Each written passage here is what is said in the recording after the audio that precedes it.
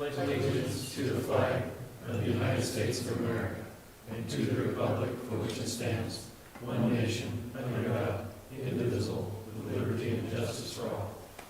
Thank you, everyone. It's nice to get back to the seats being a little bit closer and not so spread out. So anyway, I'd like to add an item before we get into public comments. We have Anthony, is that mine? Anthony from the Coos Health and Wellness. How you doing this evening? He wants to come and make a presentation or address this council and some individuals. So it's all yours. Come on up. Why don't you come up to? Right now? Yeah. Okay. I'll put you first, and we'll get you. So, how are things going for you? I'm sure busy. Slowing down finally. Okay. We're out of a state of emergency, so that's good. So for those of you that don't know me, I'm Anthony Arton. I'm the Public Health Director for Coos Health and Wellness, and obviously the last 16 months we've been in the middle of the pandemic and emergency response. So we are starting, since we are out of our emergency operations, to show our appreciation for our community partners. And so I wanted to take a couple moments of your time tonight to give a big, sincere thank you to the City of Coos Bay and this wonderful gentleman over here, Chief Anderson and Chief Takis, who have been just wonderful supporters. I started this job back in October of last year, and whenever you're starting a new job, especially one in government, you always worry about what your partnerships are like. And I'm a former firefighter back in the day, not a very good one, but I was at one point, and decided public health was probably a better way for me to go. So one of my first phone calls when I got here was with the fire department to establish a good working relationship with them, and they opened their arms to us. You guys supported them and their initiative in opening up the fire station for our COVID vaccines, and we did about 10% of all of our doses in Coos County through that fire station. For reference, McDonald's does about 1,300 doses, or meals a day in their drive-thru.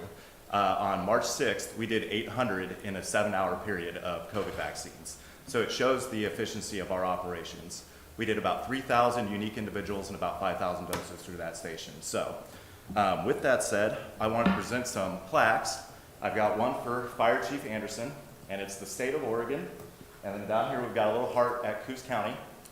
And then one for the fire department personnel as well, because they had to tolerate giving up their second home to us about twice a week for us to do the vaccine through the fire station.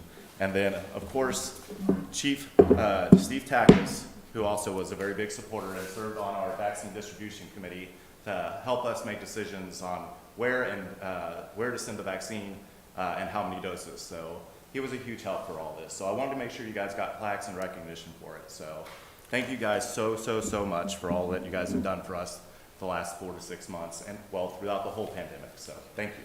Well, thank you for what you've done, and thank you for recognizing our important individuals that helped on this. So to both Chief Anderson and Chief Chapinar. And so thank you so much. And also the fire department that helped out so much, and the police also that did the logistics on the traffic and stuff. So Yes. it was all of it together. Yep. So thank you so much. Thank Appreciate you. it. Chief, would you like to continue?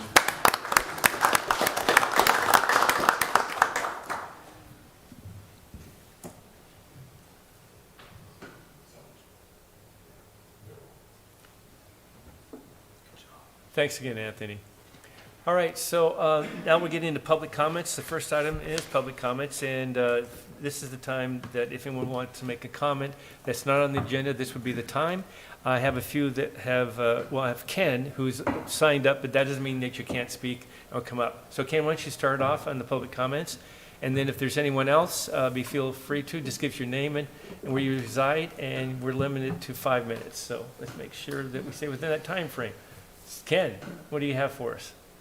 Good evening. Good evening. Ken Folker from Coos Bay. First, I want to thank all of you for all your services to help the city and county and state. And second thing, when is the Johnson and 101 going to be completed? It's a mess down there coming out of Safeway and Fred Meyer when you want to turn right. I saw traffic the other day backed up clear around to the Edgewater. I just thought it was tourism, but so it must be something else. I'll let Jim or Roger answer, but the state is doing that work, not the city. Oh. So, anyway, I'll start with that. So, Jim, do you have any idea? Well, I believe it's going to be late summer before it's done. Oh, So we got some time left. yeah. I wish they'd do it, 24/7. Anyway, Yeah, when they blocked off that right, correct. coming out, and it's so, you have to wait for the left turners and all that. It was a mess. Yeah, it is a At mess. times. It'll be nice when it's done, though. I'm glad they're doing It it. will. It's long overdue. That's all I have. Thank you. Thank you, Ken, appreciate it. Are there any other public comments? No? All right, we'll get on to the agenda itself. The consent calendar is the first item. Council, how would you like to proceed? I'll make the motion, we approve the consent calendar. Second? It's been moved and seconded to approve the consent calendar as submitted. Is there, hearing no other comments, I'll call for the question. All in favor say aye. Aye. Any opposed? Hearing none, it passes. Number 4, consideration to award contract for purchase of installation of new dispatch consoles and recording system for Coos Bay Police Department, Department's 911 Center. And it's Chief Chaffenart this evening. And so, Chief, you want to give us a report on this, please? Yes, thank you.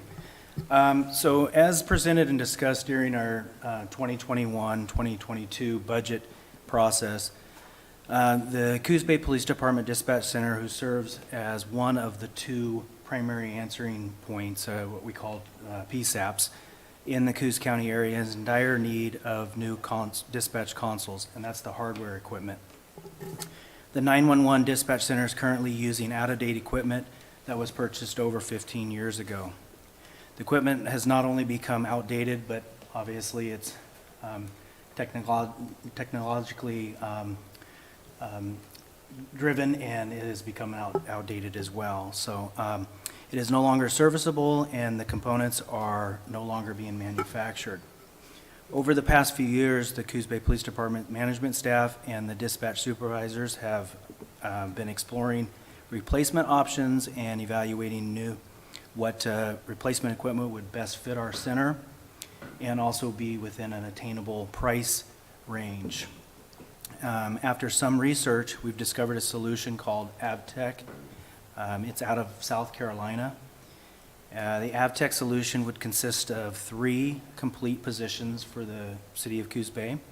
The solution would also consist of new monitors, speakers, headsets, jack boxes, foot pedals, and new related hardware at each dispatch console, so each one of the stations, as well as new server equipment in the room and new connections, and it would connect to our new radio system, and that new radio system is the new system that's currently under construction countywide.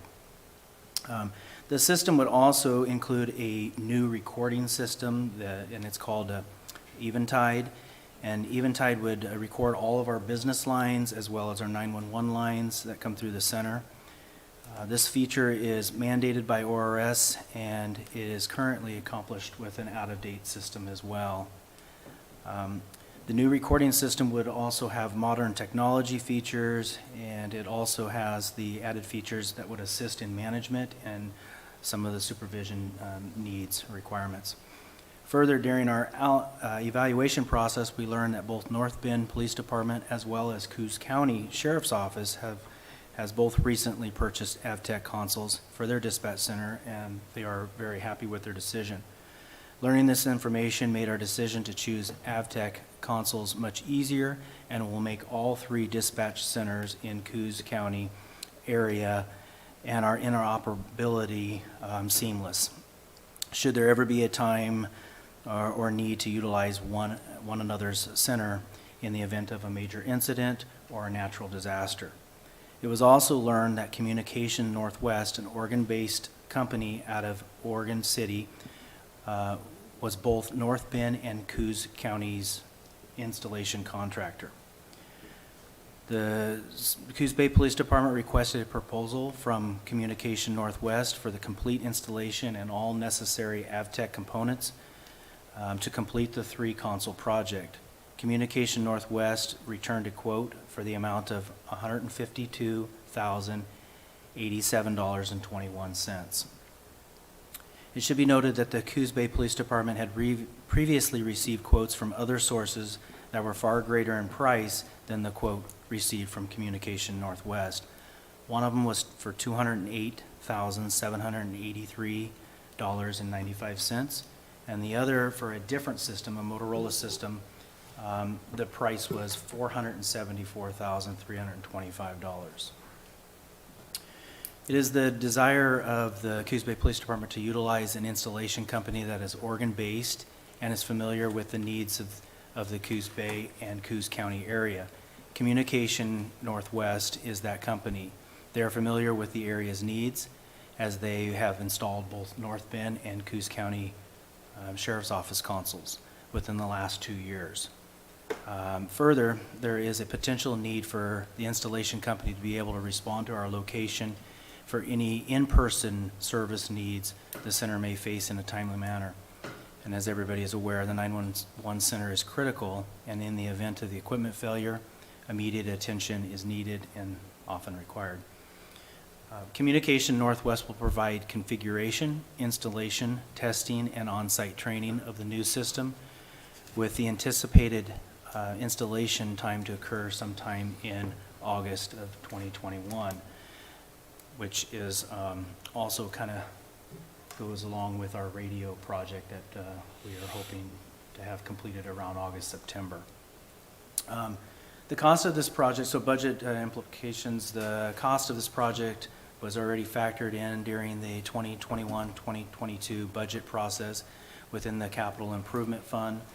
The cost of the project will not exceed $159,692.21, and that cost includes a 5% contingency for unexpected costs. So action requested. If it pleases council, we would ask that you would award the contract with Communication Northwest for the purchase and installation of the 3 consoles and the recording system in the 911 dispatch center in the amount not to exceed $159,692.21. And again, that includes the 5% contingency. All right, thanks. Questions? Anyone for the chief? I'm just curious why we have a 5% contingency on this. I mean, they know what they're providing. What are things that can go wrong with the bid? So We may have to run some new wiring as well. Well, hopefully, we won't have to run the new wiring. Hopefully, there's substantial amount of wiring and it's new enough. Was there any other contingencies, Chief? yeah, that was it. I mean, the bid's is a solid bid. It's just some of the things that may require, there's some ports that we may have to run, some home runs from the server room back to our dispatch. They are also, that I didn't even include in here, we are going to be able to reactivate our intercom down at the base of the stairs. That may need, that'll actually ring into our dispatch center. That may need a Cat 5 or Cat 6 line ran down.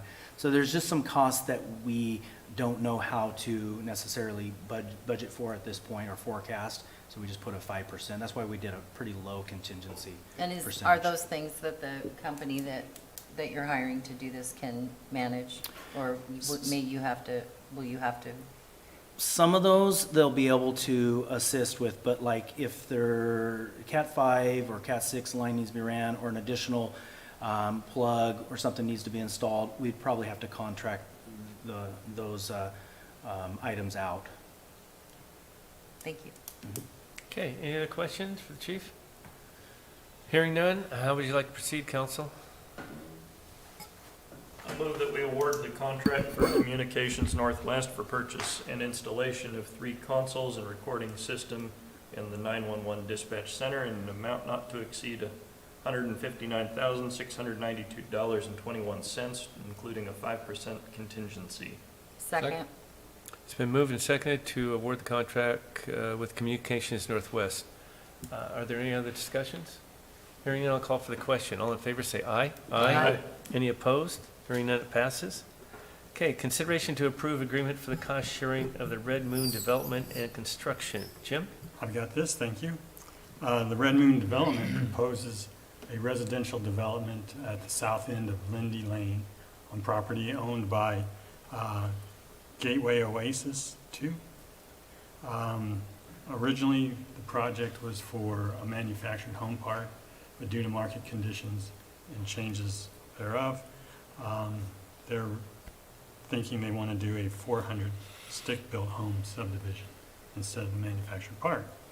And as a result, due to state law, it increases the cost of their sewer system, the pump stations in particular. And the developer has requested the council consider a cost-sharing agreement for the pump station and force main to incentivize development. Per the proposed cost-sharing agreement, the city would contract with the engineer to design the force main and the pump station. 50% of that engineering cost or design cost, and not to exceed $200,000. If it exceeds $200,000, then Red Moon would reimburse that amount. If it comes in less than $200,000, they're requesting that those dollars then be allocated towards the construction side of the agreement. The city would reimburse Red Moon up to 50% of the costs and expenses associated with the construction of the pump station and force main, not to exceed a sum of $1,275,000. And the total contribution they're requesting by the city for engineering, design, and construction of the pump station would not exceed $1,475,000. The source of this funding, should council approve it, would be from the Water Quality Improvement Fund, Fund 29. So if it pleases the council, consider approving the agreement for cost sharing with Coos, with Red Moon Development and Construction and Gateway Oasis 2, and authorize the city manager to sign the agreement. So Jim, this was a project where there was going to be modular homes, is that correct, or manufactured homes? What was the intent on this development? That was the intent, and now it's stick-built. So, but stick-built, and I'm not sure if Nicole wants to jump in or Roger, but for the city itself, would this not be a better for us as far as revenue generating taxes? Am I correct? You're correct. Much better, because manufactured homes depreciate in value, whereas stick-builts only appreciate. And provide some additional clarification. This is an amended agreement. The council's actually already approved two agreements. The first agreement was to do some, for us to undertake design of a culvert that needs to be replaced on Lindy Lane, and then some cost sharing for that with the developer. In addition, the council's already approved the agreement to do the cost sharing on the wastewater. Because now it's gone to stick-built, and there is concerns that doing the two separate projects could cost all of Lindy Lane to become a prevailing wage project for the developer. Our attorney has put together an agreement where we would transfer the dollars previously approved for that culvert and put it on the wastewater side to make it two completely separate projects, thereby saving the developer and making that development more cost-effective for the actual subdivision. So this agreement actually is a blending of those two previously approved agreements. You're not spending any more than the council's already previously approved. It's just putting it all on one project instead of two.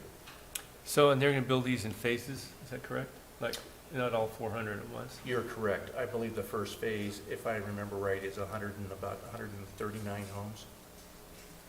That's great. And so the intended start date, do we have one?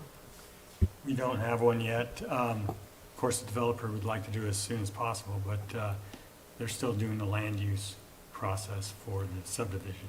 Right, and this has been going on for a while now, right? Yes. A couple years? Yeah, That's so I mean, correct. this is not something new to us, it's just changing what they were going to do with the manufactured or modular homes to stick-built homes, right? Okay. Right. This agreement also provides repayment to the city if the project isn't undertaken within 4 years. Okay, great. Other questions, council? Well, that was going to be my question, but when I'm looking at the agreement, numbers 5, 6, and 7 are crossed out. Does that mean anything? Because number 7 is the one that gives us the guarantee. Actually, I think that just, those weren't, that was probably a change thing that wasn't fixed. But those are still in there. So Is the that 4 agreement years? that we're approving includes those? Because that's Correct. that was my concern as well. Good catch. Is that 4 years to start or 4 years to complete? 4 years to complete the first phase. Okay. And do we know the price point on the houses? We do not. That's subject to the market. Okay. But I think if, part of the problem with the modular homes or mobile homes is that they escalated so high in price, correct me if I'm incorrect, and they also became, were not even available. Yeah, my understanding that there was, last time we spoke, there was a 40% increase in manufactured homes, and right now it's over a year wait to get them. Yeah. So So they it made didn't the give project, They didn't give a price range then, or I any kind think of it's- idea about what size housing we're talking about? Well, I know they're looking at the same lot size, and they're pleased with the previous actions of the council on land use for setbacks. It gives them a little bit more room to work with. But I think they're looking at 2-bedroom, 3-bedroom house. But I think it's really hard to pin anybody down on a house price right now with the volatility of the markets. any other questions or comments? I'm just curious, at one point, this was going to be a hedge fund, and I think at another point, we thought somebody was taking that over from the hedge fund. Is it still the hedge fund, or did it go to an independent developer? I think the jury's still out on that, but I think it's actually Okay. going to the independent developer. My understanding is this Red Moon development was part of the,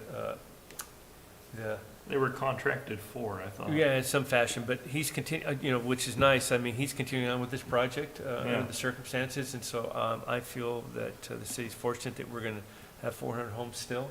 There was a chance or a possibility that it wasn't even going to continue on. Correct. And so this is back on track to Yeah. at least get that done, so. Are we requiring any kind of bond? I mean, because if he walks away, what's our remedy? I think that there actually is some language in there, although, that we would be able to go back on the property itself. Although we know that we would probably be in a second position, so how much is that really worth? Well, I think it would be, I think I would be remiss if I didn't restate my concerns about this type of an agreement. I have some serious problems with it, but I do want to see the development go forward. So there's where I am torn. But I just hope there's enough in this agreement, enough teeth in there in case something bad does happen, that the city is made whole. And that's my concern. Well, for clarification, if I understand correctly, Jim or Roger, this is for the wastewater to be able to have this development, am I correct? That's correct. So if anything was to be happening in this property for any reason, even if it didn't continue on, you would have to have this infrastructure in place for any kind of development to happen, right? That's So the correct. infrastructure isn't going with the project. The infrastructure is for the development of the project. They're separate. I mean, we have to replace a main to take care of homes or anything else. It's the same type of thing. But we have always mandated the developer put in the infrastructure himself and then deed it to the city. Well, And we've And I never- can see, We've never helped a developer do this. I can see, to Phil's point, the infrastructure underground makes that land more profitable. If the development doesn't happen, it's ready for a new development, and I Correct. wouldn't want to see him not proceed with the development and sell that piece of property to somebody else for more than it's worth right now. For the fund money is coming from, what else have we used that fund on? What is the leeway to use those dollars otherwise? it's coming out of the wastewater fund, correct? That's correct. So we're gonna have to forego some projects in order to pay for this. That'd be correct. So either way, it's going to improvements. This is just to an improvement to a property that hasn't happened yet. Right. And at this point in time, you're just going into the design. So if it doesn't move forward after design, what you do is you have your designs ready to go. What we'll also get, though, is the improvements to Lindy Lane that we need, not at least as far as the culvert, because they'll be paying for the design and the replacement of the culvert that we would have had to pay for if it weren't for them moving forward with the project. And they're gonna be paying for it? Yes. And how much does that cost? I think we're believing that's in the neighborhood of 400,000. Right. So that's $400,000 that would be something that we would be bearing a cost strictly, and now we will not. So, yeah, I think there's a, and is there a 100% guarantee that all this is going to work? No. I mean, that goes on every day in the city and in business. And I think that we need to be conscious of that we did a housing analysis that shows that we need 500 homes in this area within now.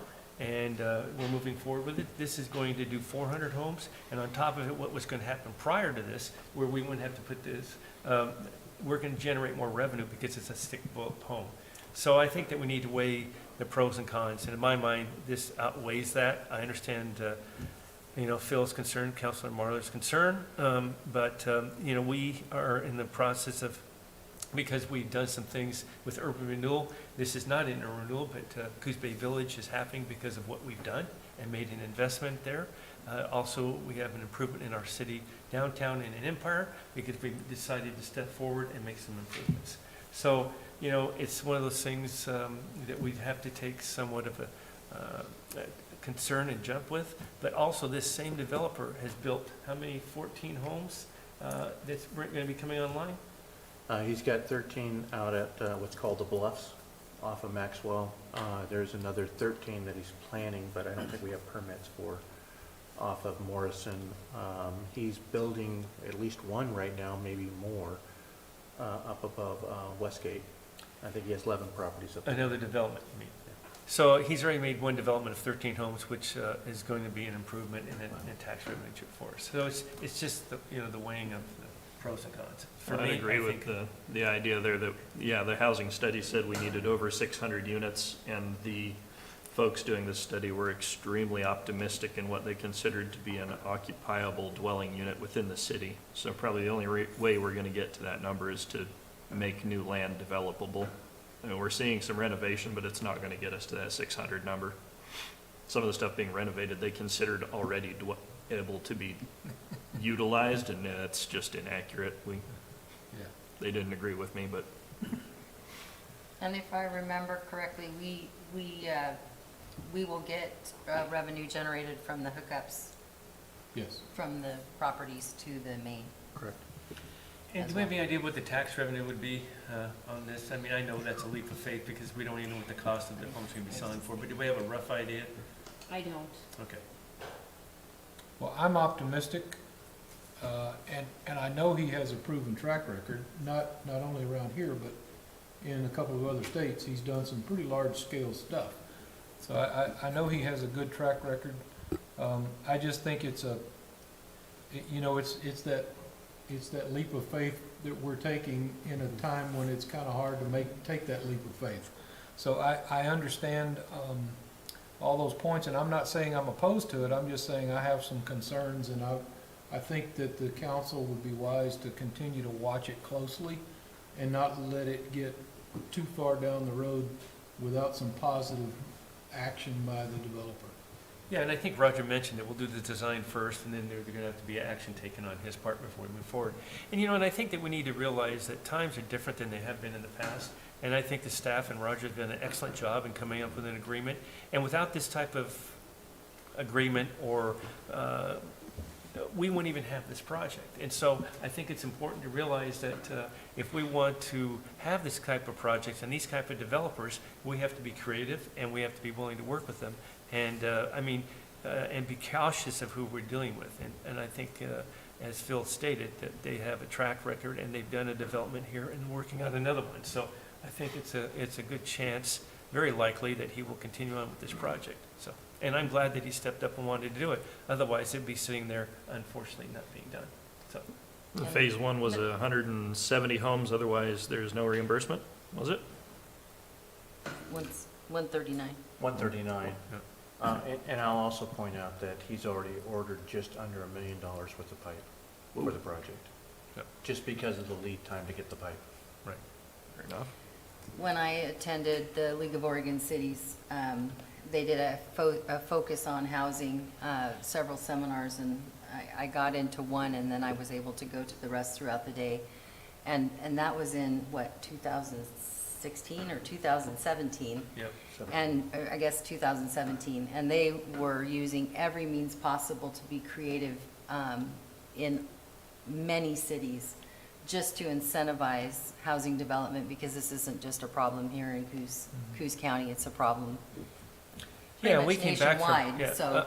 this whole council was at that conference, I believe, and we came back energized on trying to create a urban renewal district for housing, so we could help facilitate a developer. So unfortunately, we don't have an urban renewal district for this project. But we have a way. But there's a way to get there, and so in my mind,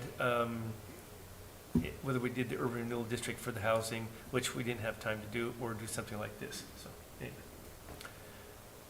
Good discussion, good points. Any more discussion or comments? If not, how would you like to proceed, council?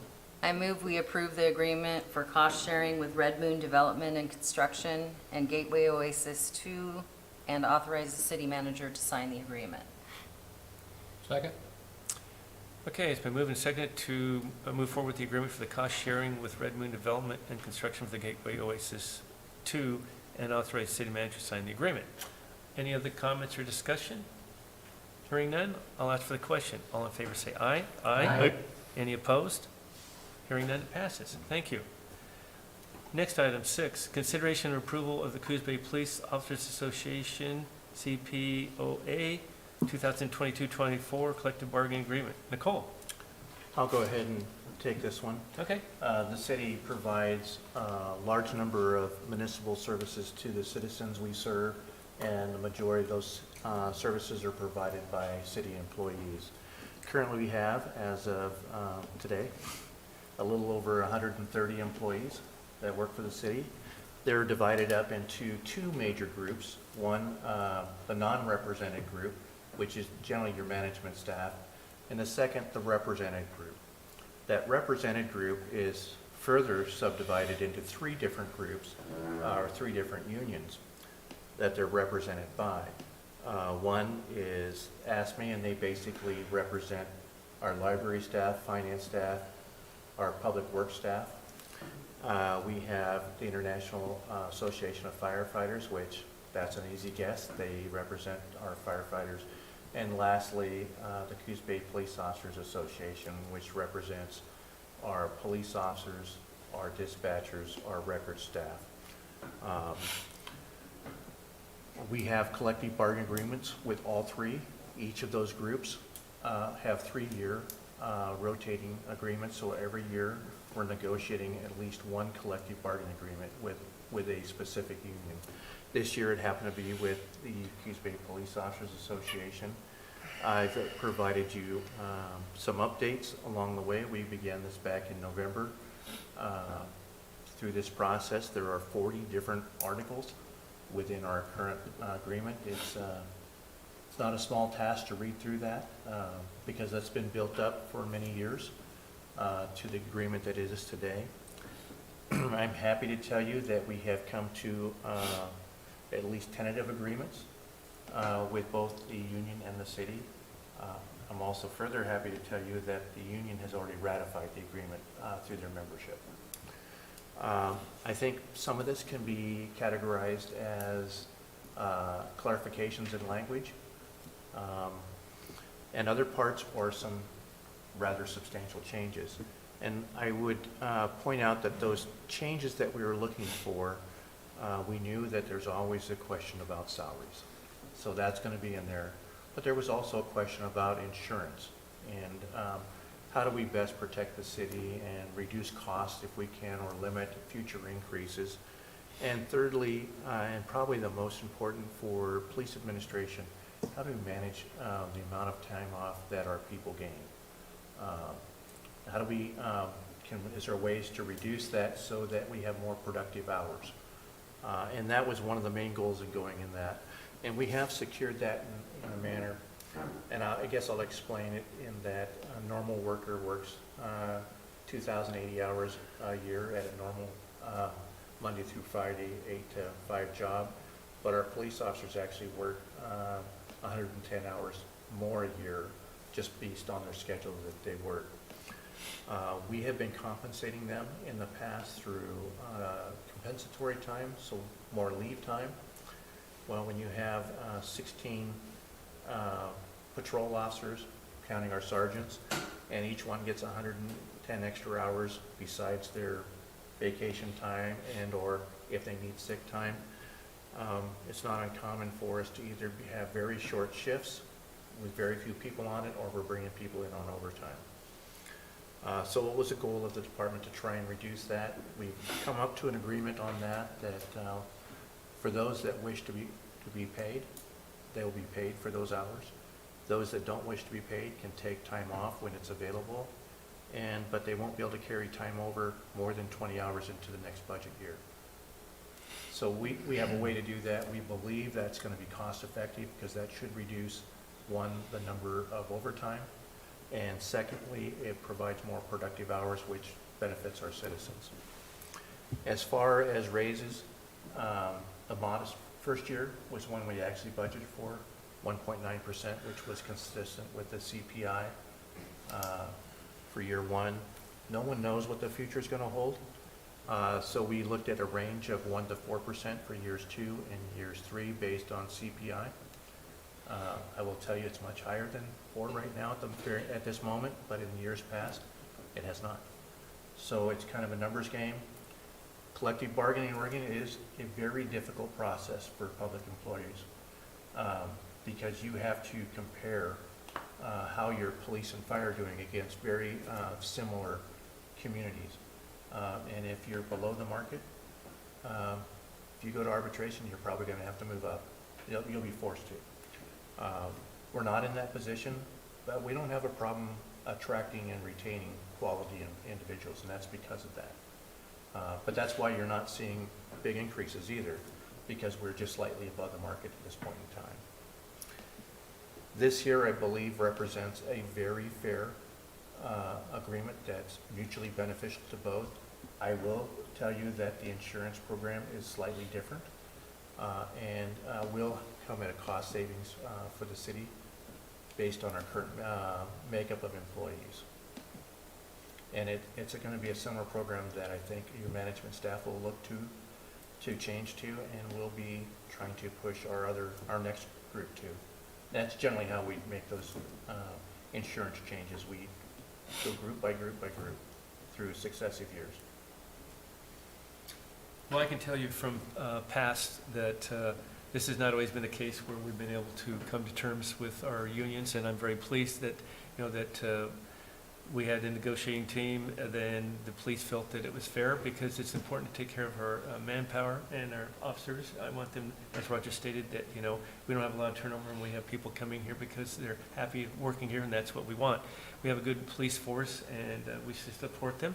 But I know Nicole was involved, Roger and Chief Chapinar in these negotiations, so thank you for all your hard work. It's not always easy, but obviously you came to good terms and everyone was pleased, and and we're taking care of our officers also. So thank you.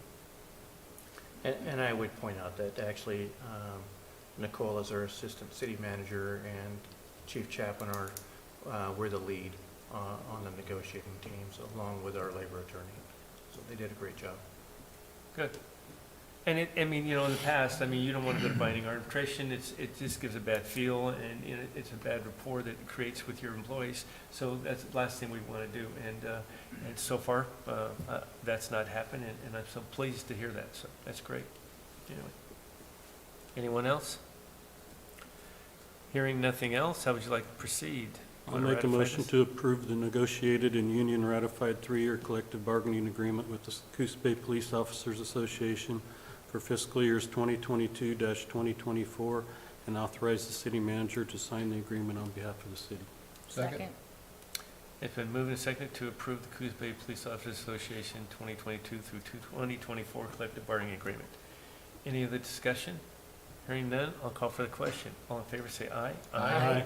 Any opposed? Hearing none, it passes. City Manager's report. Well, I wanted to give you an update, but you probably, if you drove by 4th Street, you've probably seen that they're working on it. There's only a couple months left to get that project done, to get it done within the contract, and we've impressed upon them on the need to be finished by the time that's done, or by that contract deadline. So there's an impact. When is the deadline again? I believe August. August 31st. So currently, they're working in the intersections right now of Anderson and Commercial. They're doing one lane at a time, and then they'll come back later in this week to do another lane, after which they'll do an overlay with asphalt, not only in those two intersections, but across 4th Street in between Anderson and Commercial. We're still having discussions with them on how best to do the next section.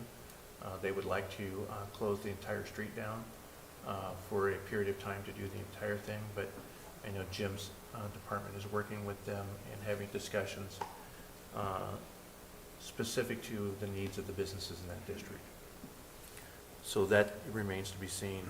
I think I shared with the council that our streetlight project is simply on hold at the moment while they wait for the Sternberg replacement parts, which are in back order. But most of the other lights in the city have been replaced. At the back of the council chambers, there are some newly made and donated by the Coos Bay Downtown Association Running Man bike racks that are to be installed in downtown. We just wanted to confirm with the council, when we first talked about this project months ago, we were looking at putting some down by the Coos Bay Visitor Center, some by the Freeway, and we were looking at possibly by the parking lot at 2nd and Central.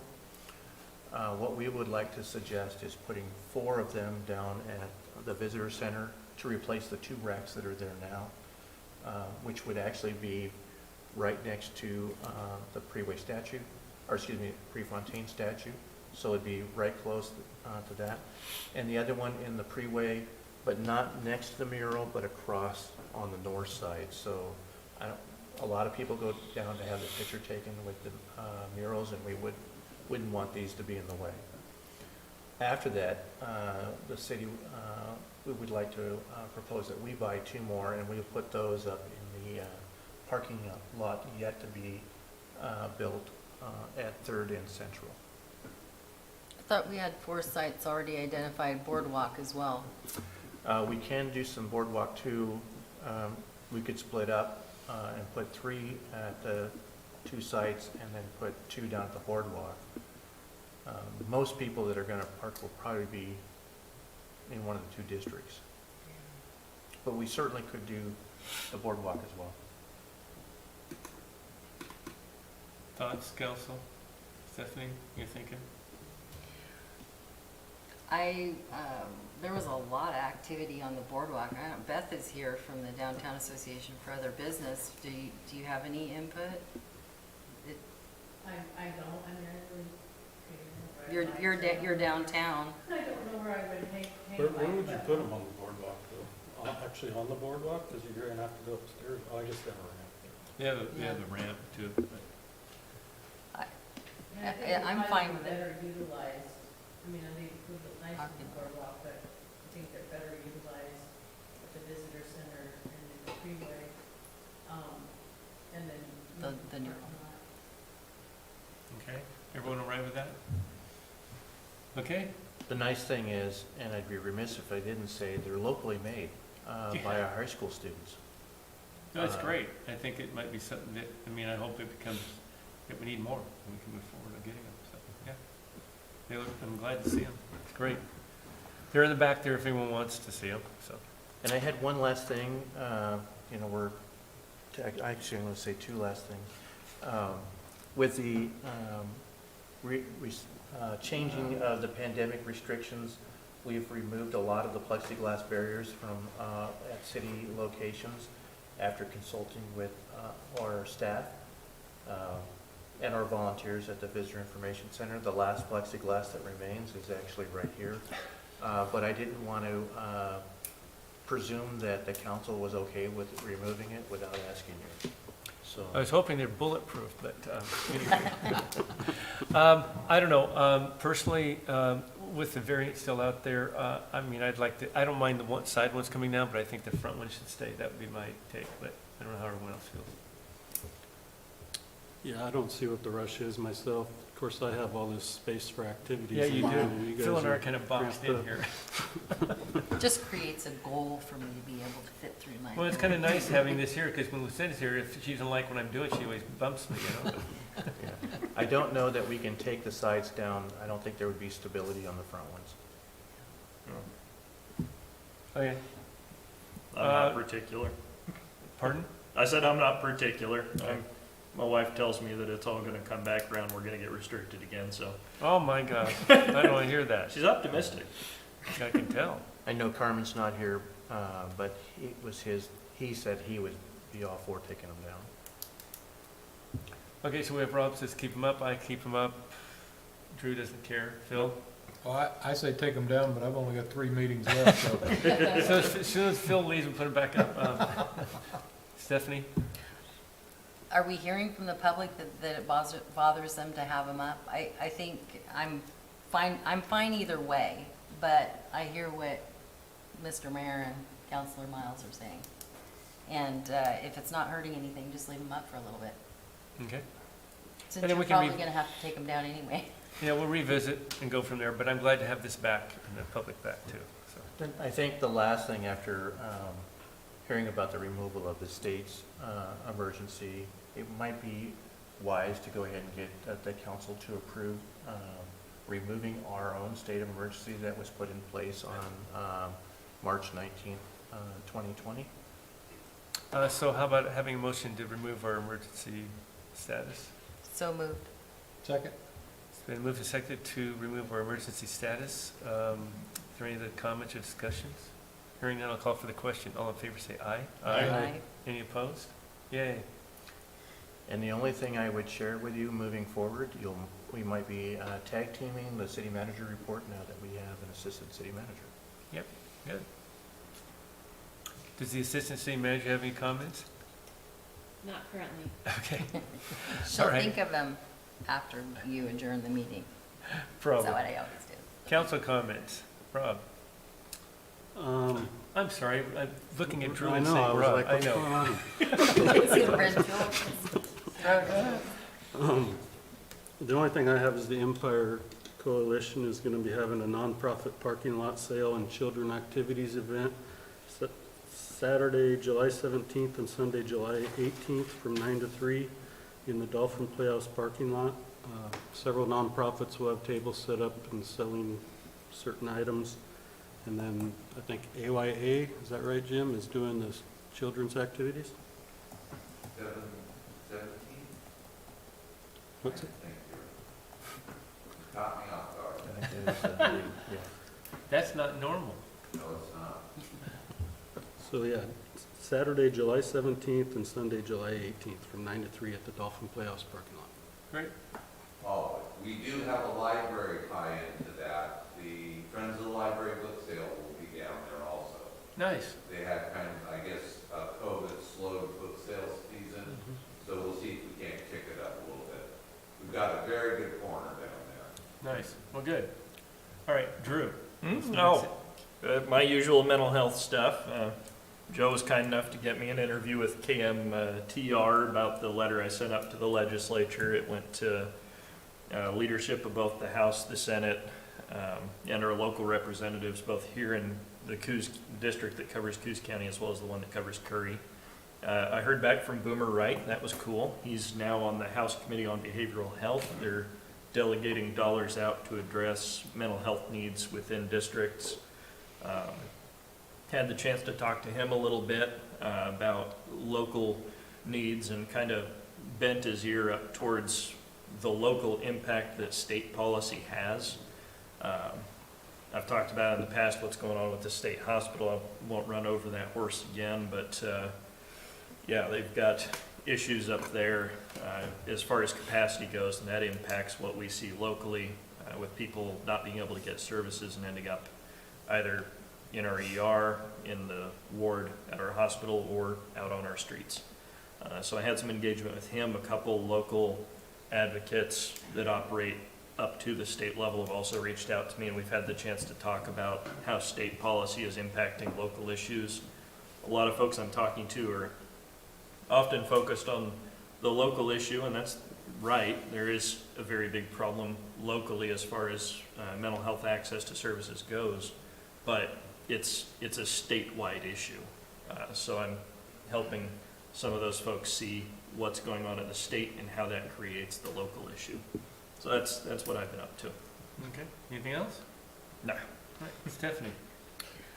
Yeah, a couple of things. I just want to remind everybody that the farmer's market is continuing tomorrow at, from 9 until 2 in downtown.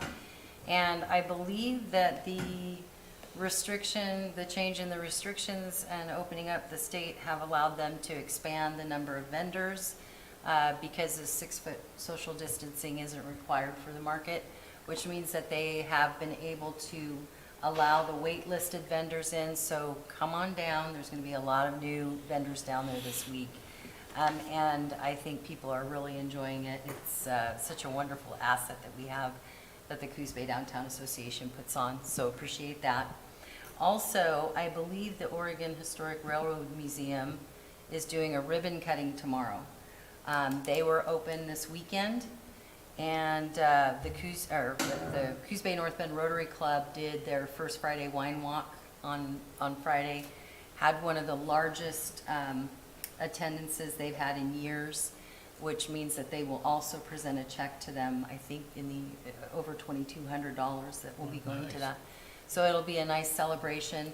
They have acquired in the time that they've been closed because of the pandemic, the historic motor that used to turn the rail span. So that's something new to see down there, and just exciting to have them open again.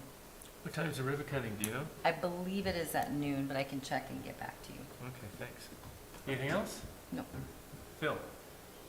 I just want to say that, and I know we say this quite often, but I don't think it can be said enough, how fortunate this city is to have such quality leaders and employees. And especially want to say thank you to those involved with the development of the police officer's contract. That's always a situation every year when these contracts come up, that we hope that things can happen quickly. And thank you for all the men and women of the police department for ratifying that and accepting those, what would you call it? That sometimes can be a little bit interesting in the discussion. So thank you to both sides for coming to agreements and getting that done. That's a big load off of everybody's shoulders, and so now those people can move forward and go about the rest of their tasks that they have at hand. And I really don't have anything else that hasn't already been said. We have a lot going on. It's good that the restrictions are lifted and things are starting to feel close to normal anyway. So. Yes. No, it's a great thing that it's moving in that direction, and Drew, I really hope your wife is so wrong. I don't want to go back that way. That's all the I'm reporters glad out that here. we're where we're at, and I just wanted to continue on. Also, Roger, didn't the wastewater officially, the city take over the wastewater operation today? It did. This morning, I had the pleasure of welcoming 17 new employees, and staff was busy doing onboarding, and they have a very organized introduction and schedule, and will be going on for the next several weeks as our consultants work with them to take over the plant. It was interesting that they passed out some hoodies today. It has a very nice logo, and it says Independence Day, and it actually has June 6th as the city's good day. independence from our contractor. It was a very good day. Yeah. So, no, very excited. It looks like an excellent group. Jim and his staff has done an amazing job to recruit a talented group of individuals to take over our water quality division. Water quality, okay, good. Good job, Jim, thank you. And the other thing, I just wanted to congratulate Chris to officially being chief of police. I also want to congratulate Nicole for being the assistant city manager, and also Melissa, our finance director, right? No? So it's a work in progress. Okay, I'm going to congratulate Melissa in the work in progress to be the finance director. All right, I It's stand on the corrected, record now. all right? Anyway, those are the end of my comments, and we'll be moving into an urban renewal agency meeting, which Stephanie will take over. So, Stephanie, it's all yours. All right, no one needs a break. I'll go ahead and call the meeting to order. All right, the urban renewal meeting, agency meeting is now in session, and our first item on the agenda is public comments. Do we have any comments from the public of items that are not on the agenda? Then we'll move on to the consent calendar for the approval of the minutes and the financial report. I'll make a motion to accept the consent calendar as presented. Second? All right, we have a motion to approve the consent calendar. Any discussion? All those in favor? Aye. All opposed? Motion carries. Number 3 is consideration to approve the improvement program grant request for 171 and 191 South Broadway. Do you have that, Jim? Yes, ma'am, I do. The owner of those properties at 171 and 191 South Broadway include the businesses of Katrina and Kathleen's and Cafe 101. The owner has submitted an improvement program grant application for the project that includes repairing the surface cracks in the stucco siding, repainting the structure, and removal, cleaning, and replacement of the existing awning.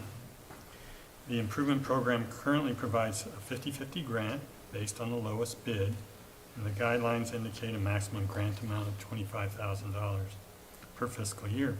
The program regulations request 3 written bids be obtained for the project. The applicant was able to acquire 1 bid for the facade repair of $11,500 and 1 bid for the awning cleaning of $5,000 for a total project of $16,500.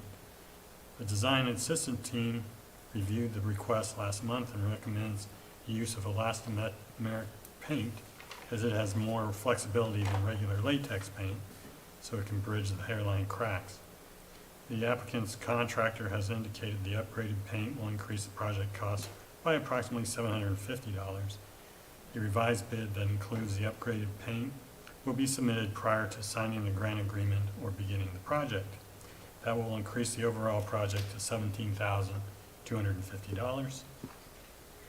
Funding for this comes from the Downtown Urban Renewal Agency Improvement Program line item.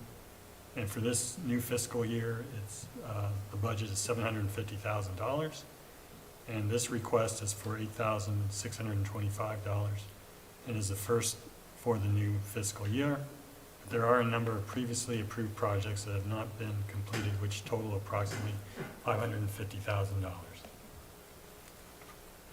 If it pleases the agency, consider approval of the improvement project grant application for up to $8,625 of eligible expenses, subject to the submittal of any required permits.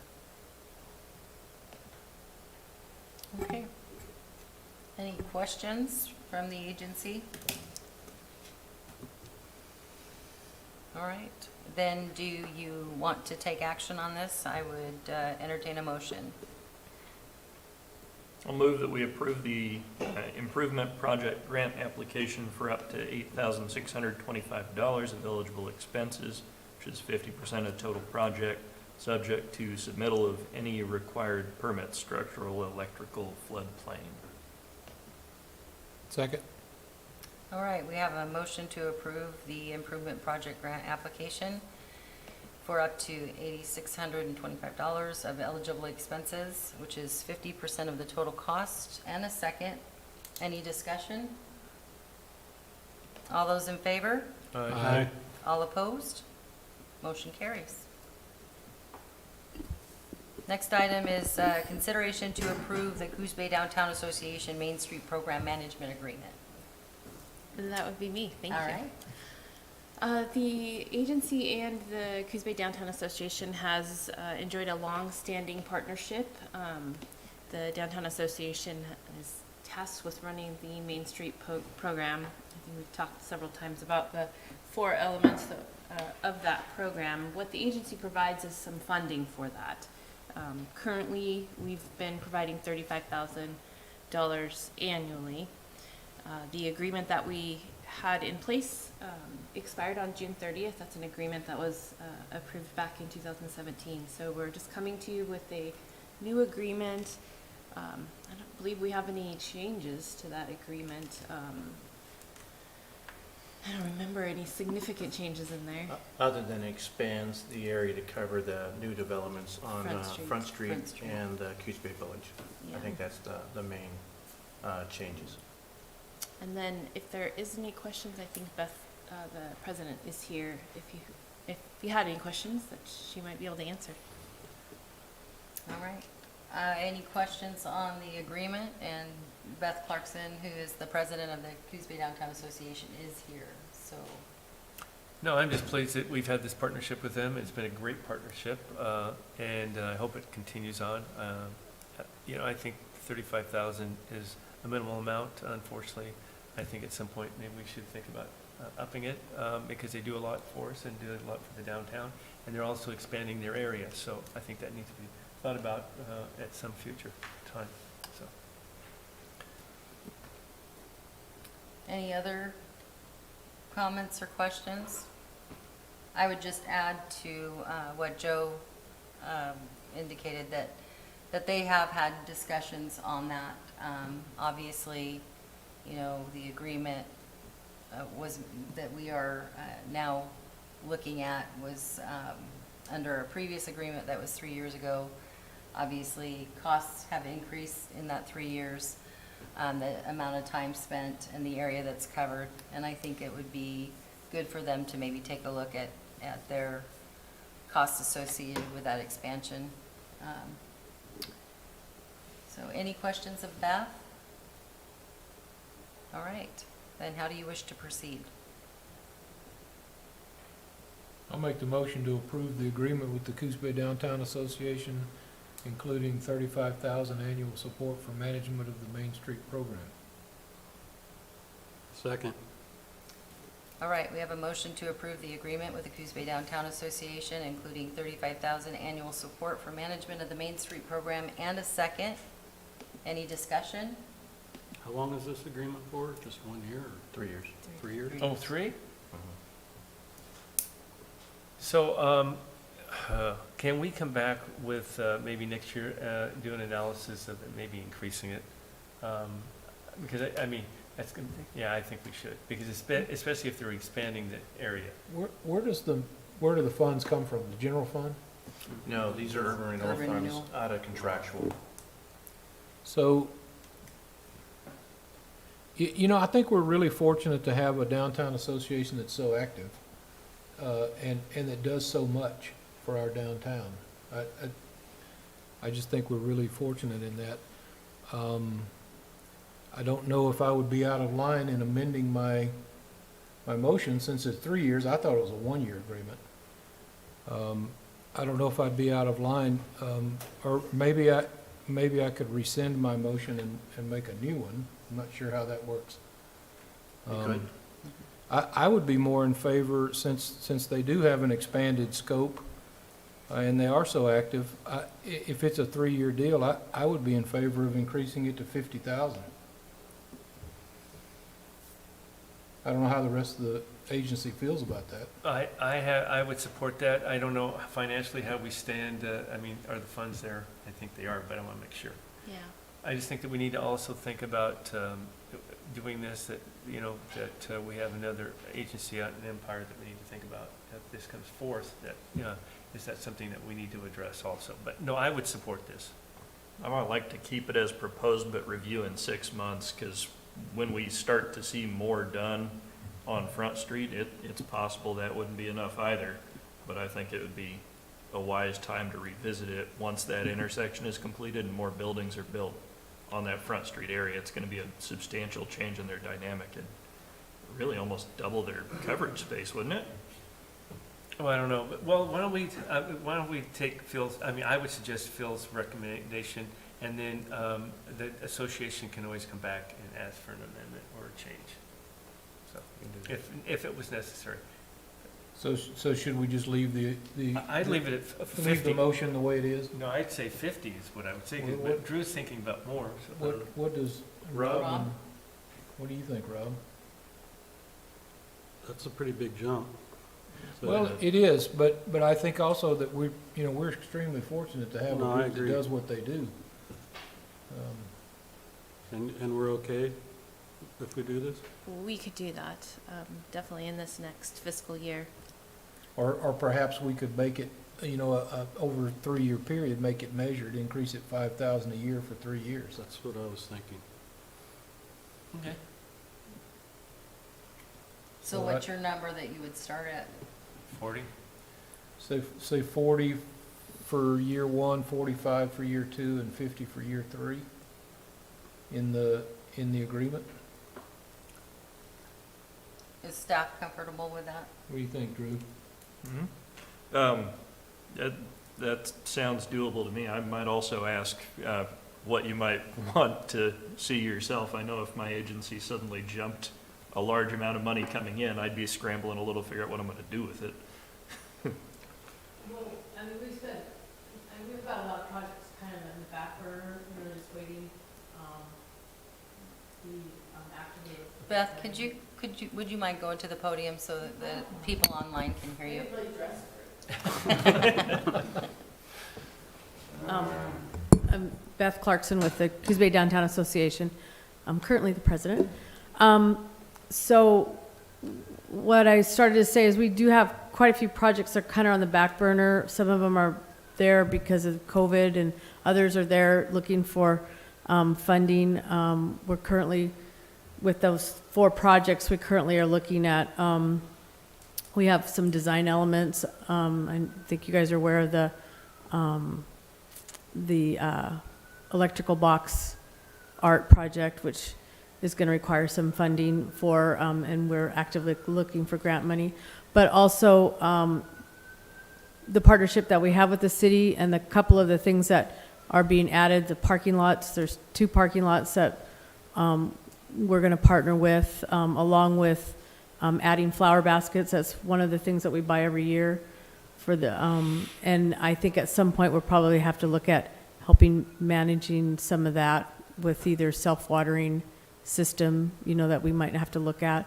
But there's a lot of projects like that when you start throwing extra money out, I just start seeing those things moving forward a little faster than what they were. Sounds good All to of me. them are with, the great partnership that we have with the city. I think the Downtown Association isn't what it is without the city's partnership and the working relationship that we have with you guys. The flip side, they help us a lot, I mean, they pick up a lot of the pieces. I mean, for instance, without the Fun Festival and the Prefontaine and the parade, they stepped in and took that over. And so it's great that they're a partner that we can lean on, so, anyway. They are also working on expanding their membership and growing that membership, which includes Front Street businesses, involving them, incorporating them already.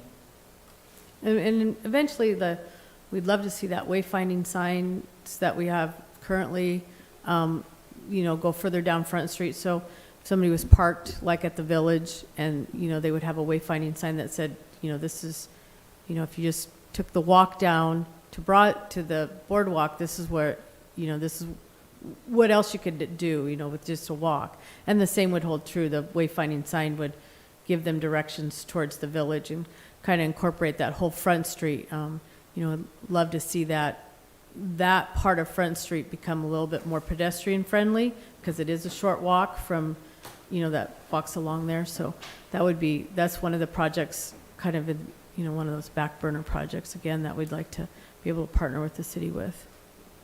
I think Roger had a comment. Oh, go ahead. So I was just going to clarify, The proposed motion would be to accept the language as written with the exception to the changes to compensation to include increasing year one to 40,000, an increase of $5,000 to year two, and an additional increase to year three of 5,000, which would take years 2 and 3 to 45,000 and year 3 to 50,000. That would be my motion, yes. Sounds good. My amended motion. So you rescinded the original motion, and you're restating a new motion with that language? In those terms, yes. 40, 45, and 50. Okay, do we have a second? I'll second that motion. Okay, so we have a motion to accept the language of the current contract with the exception of the compensation, which would begin at 40,000 for the first year, increase 5,000 to 45,000 in the second year, and then to 50,000 in the third year of the contract. Any discussion? I just want to add on to Joe's point that I would like to see us get some kind of agreement like this with the Empire Coalition. Revitalizing the Empire District is on our goals, I believe, for the, so I just want to keep that on the table.